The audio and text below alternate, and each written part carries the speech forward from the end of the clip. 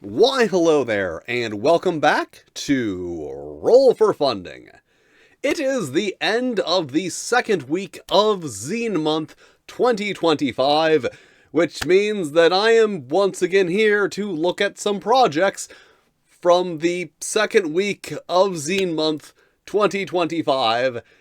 As I said in the last video, there's not a lot to say in the intros for these things.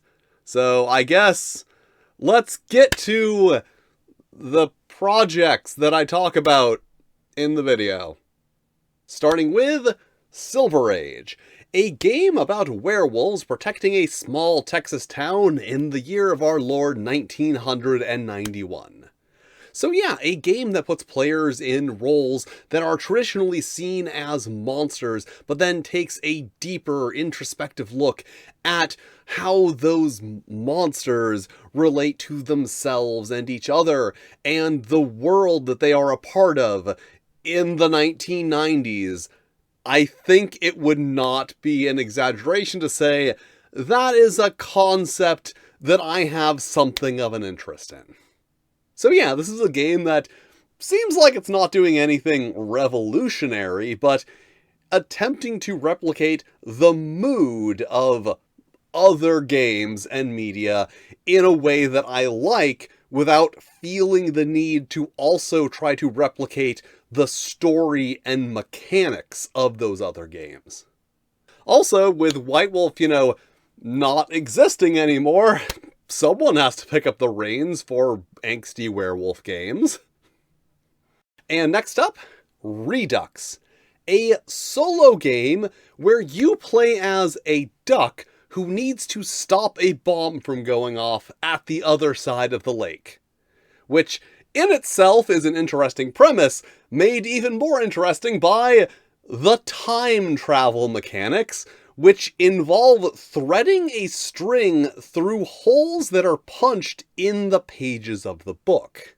And that is something I really like to see, and honestly do not see that often. Someone really thinking about the physical thing they are making and how the user can engage with it in a way beyond just turning a page. And I feel like I have said that exact thing before, but that's because it is a phrase that is true. And up next, Heartbeat High School, a high school dating sim solo journaling game. And as I keep saying, I like the games that do something different, that aren't just go into the dungeon and fight the thing. And not just high school romance, but specifically going in the direction of trying to emulate a 90s high school dating sim is definitely something different and something that looks very interesting. And from the looks of it, it seems like they are really putting forth an effort to incorporate those relationship growth and time management mechanics that you would find in dating sims of the time, creating essentially a PC dating sim that you can play even if you don't have an FM Towns. Yeah, that's a reference that like 3 people are going to get. And next up, Tourist Hole. And I mean, who doesn't love a good hole? Especially when that hole is filled with kitschy roadside attractions that are actually all part of an eldritch honeypot, luring in tourists to lose their money and themselves. Damn, they should pay me for that one. So this is one that just kind of seems fun. Taking a real-world concept that in itself has an interesting surreal aspect to it, and then layering an even more surreal concept on top of it. Honestly, it kind of reminds me of the very specific genre of, wait a minute, I think something is wrong here, video games, where you go and do a normal thing, but then you notice that things are a bit off.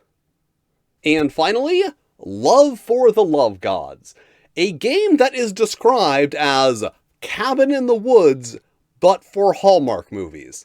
And if you fully understood that description, then you pretty much know what this game is about, and if you don't, I will now explain it. Basically, what we have here is a game that recontextualizes the formulaic heteronormative plots of Hallmark-style romance films as being events that are orchestrated by a shadowy organization for the purpose of appeasing some ancient gods to presumably prevent them from destroying the world. And that sounds really cool. A really rare instance of what if this thing, but also this other thing that actually come together to make an interesting concept. Also, sorry, I guess technically that was a spoiler for Cabin in the Woods, but it doesn't matter. If you haven't seen Cabin in the Woods, it's not a huge spoiler. Watch Cabin in the Woods. It is Chris Hemsworth's finest film.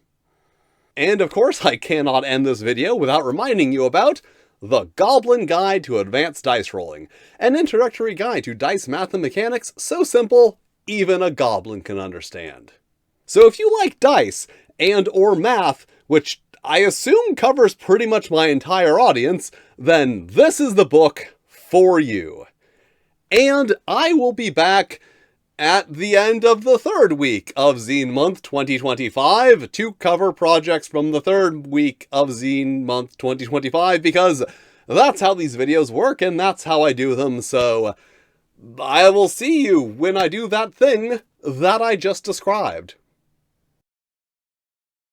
And thank you for watching. If you enjoy the wacky things I say and do, you can follow me on Blue Sky and or Tumblr. You can also join me live on Twitch, where sometimes things get a little weird. And extra special thanks to my Fightin' Flail Snails, Broken Unicorn, D-Stex, Hasterfan, Mix Woofers, Nikolai Snowtail, Puggo, Randy Mulholland, Renee D, Stephen Kramer, Teal Aglar, Toshiro Kuro, and Tyro the Fox. If you want to be cool like them, check out my Patreon or YouTube channel memberships. Two different things that provide similar but distinct benefits. But if you don't want to do that, that's cool too. You can still hit all the lovely buttons, like, subscribe, these other videos that have mysteriously manifested from the ethers, which I am sure are lovely videos that you will also enjoy. And I will see you next time.